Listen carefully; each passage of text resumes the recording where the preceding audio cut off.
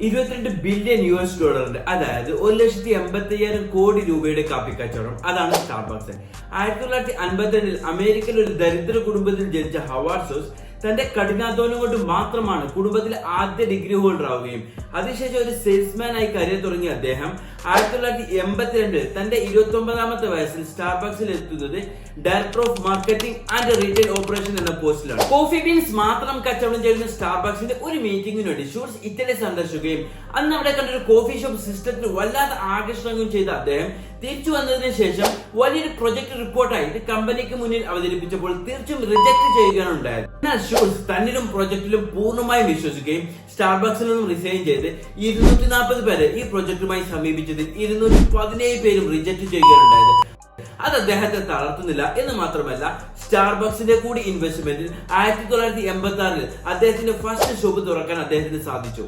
വിജയത്തിന്റെ ഓരോ ഘട്ടത്തിലും പല വെല്ലുവിളികളും പ്രതിസന്ധികളും നേരിടുന്ന സ്റ്റാർബക്സ് 2000 ഫേസ് ചെയ്തത് കോമ്പറ്റീഷനും പുതിയ കോഫി ട്രെൻഡുമായിരുന്നു. ഇതിനെ അവർ ഫേസ് ചെയ്തത് മറികടക്കുന്നത് ഒരു യങ് സോഫ്റ്റ്വെയർ എഞ്ചിനീയറുടെ സഹായത്തോടെയായിരുന്നു. 2009 മൊബൈൽ ആപ്ലിക്കേഷൻ ഔദ്യോഗികമായി പുറത്തിറക്കി കോഫി വ്യവസായത്തിൽ ഒരു വിപ്ലവം സൃഷ്ടിക്കാൻ സ്റ്റാർബക്സിന് കഴിഞ്ഞു. കേരളത്തിൽ നിന്നും ലോകോത്തര ബ്രാൻഡായി തങ്ങളുടെ ബിസിനസ് വളരണമെന്ന് ആഗ്രഹിക്കുന്ന ചെറിയ ബിസിനസ്സുകളും കുടിൽ വ്യവസായം ചെയ്യുന്ന ഫാമിലികളും ഇനി കൂടുതൽ മാതൃകയാക്കേണ്ടത് ഫ്രാൻസ്, ഇറ്റലി, ജർമ്മനി പോലെയുള്ള രാജ്യങ്ങളിലെ ബിസിനസ് മോഡലുകളെയാണ്.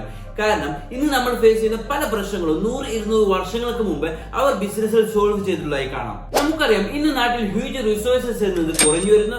എല്ലായിടത്തും പരക്കെ നമ്മുടെ പ്രൊഡക്റ്റ് സ്റ്റോക്ക് ചെയ്യാനുള്ള ഫണ്ടിന്റെ കമ്മി, കഴിവുള്ള തൊഴിലാളികൾ നല്ല വേതനം കൊടുത്ത് നിലനിർത്തേണ്ടതിന്റെ ആവശ്യകത, ഇതിനെല്ലാം ഉള്ള പരിഹാരം എന്നത് ക്വാളിറ്റി പ്രൊഡക്റ്റ് ക്വാളിറ്റി പ്രൈസിൽ ക്വാളിറ്റി കസ്റ്റമേഴ്സിൽ എത്തിക്കുക എന്നതാണ്.